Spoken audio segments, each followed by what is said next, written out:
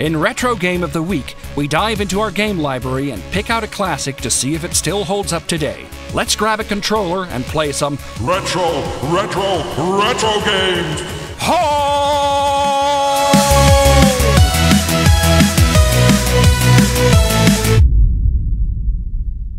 Back in 1995, when children were playing Pretend Soldier in the playground, we were getting a lot more realistic action with Command & Conquer on the PC. It wasn't real warfare, but the closest thing at the time.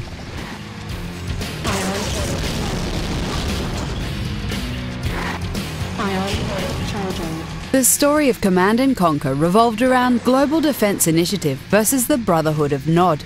You likely picked one based on who had the coolest tanks. Nod being an evil, cult-like army, the Global Defense Initiative was called upon to stop them. Battles were fought out across continents, and that's where you came in.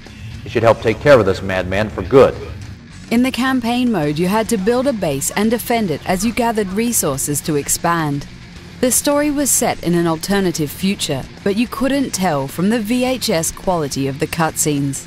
Before you started any game, you were mesmerized by a bit of cheesy acting. I hope I can trust you with this.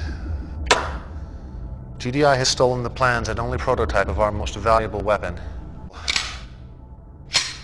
Get it back. With this motivational speech, you went to battle on Command & Conquer's campaign mode. You had your starting units, a mission objective, and an enemy hiding out somewhere on the map. This could be daunting for beginners, as your opponent could be less than 10 seconds away. You had to set up quickly and add on to your base fast. There were no tutorials or checkpoints, and mostly you were busy sacrificing units to keep your base safe. Enemies flood in from early on, and they never really stop coming. And the fast-paced, low-resolution graphics sometimes made it hard to spot what was going on. Silos needed. The most addictive feature on this game and the entire franchise is that it could actually challenge you. You could only work with what you could scavenge. Spending those resources ineffectively meant you were totally toast.